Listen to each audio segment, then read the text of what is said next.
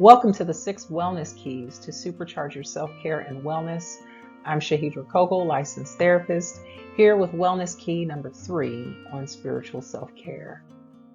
During the past decade, there has been an increase in the number of research studies in spiritual self-care, specifically when it comes to major medical illnesses, like adjusting to a cancer diagnosis. The research has shown that cancer patients who had high levels of spiritual well-being reported better quality of life, a lower level of depression, less anxiety about death, and a lower level of distress.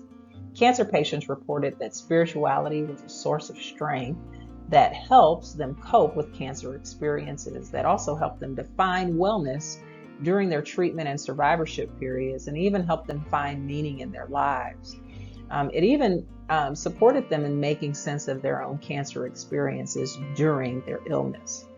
The same holds true for research on mental health and activating faith-based practices. Spiritual self-care acted as a support for those to learn how to cope with stresses in life, and served as a benefit and acted as a protective factor when hardship and trials and tragedy occurred. For example, research in the arena of child and family development found that parents who were more involved in church activities were more likely to have harmonious marital relationships and better parenting skills. That in turn enhanced their children's competence, their ability to self-regulate, their ability to have better school performance, and increase in their psychosocial adjustment and being able to relate to others. It also kept them from maladaptive behaviors such as smoking, drinking, and drug abuse. So spiritual self-care, from the parents to the marital relationship to the children, acted as a buffer that protected them from these life stressors. Spiritual health is a core domain of self-care and is a component of holistic well-being, and it should never be ignored. It may be a starting place to fill the cracks in, so that there is a solid enough base to build or rebuild your life upon.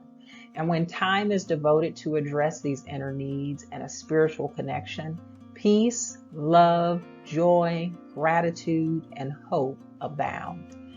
It is important to mention that each person has a spirit that needs nurturing, and I often have shared that there is no separation between mind, body, and spirit. It is all connected. Spiritual self-care may be rooted in faith-based or secular practices. Now, you get a chance to choose how you want to activate this principle, but the source does matter. So every person has a choice on how you activate it, whether it is through meditation, prayer, being out in nature, doing a devotional, attending a church service, giving, whether it's with your time or financially. It may also be sharing your story to encourage someone else to keep going. Another facet of faith may be finding ways to create something. Keeping a dream journal or studying the Word, or a combination of all of these. The goal is to incorporate and find ways to do it consistently, not just sporadically or periodically.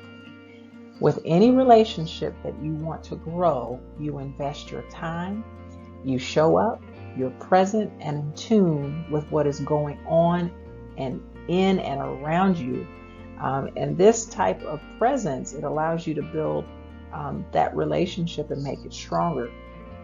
In the midst of that, nurturing your faith not only creates a stronger connection with you and God, it builds strength and confidence within you so that when stressors hit, you have enough reserves to stand up against the storm.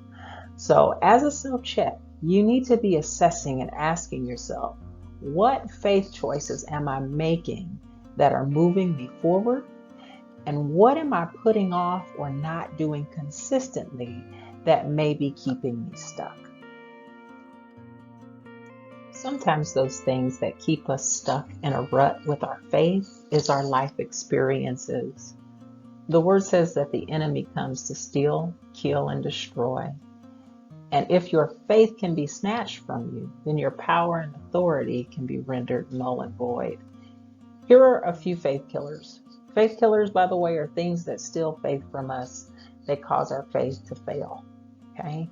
Having a lack of trust, fear, unanswered prayers, hopelessness, adverse childhood experiences, unexplained, unexpected loss, seeing bad and evil things persist in our world, and only being able to see the negative side of those events can all steal and cause our faith to fail.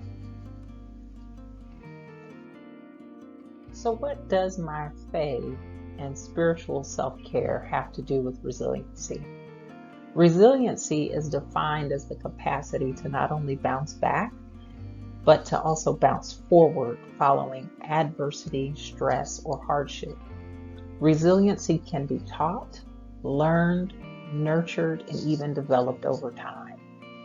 Resilience theory and research propose that energy is necessary to recuperate, heal, and recover, and that source of energy comes from a supernatural or spiritual source. I need you guys to know that this is from a science basis.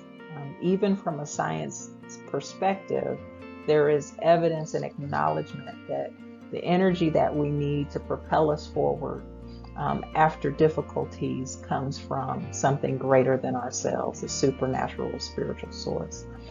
When you nurture your spirit, you are building up strength and reserves.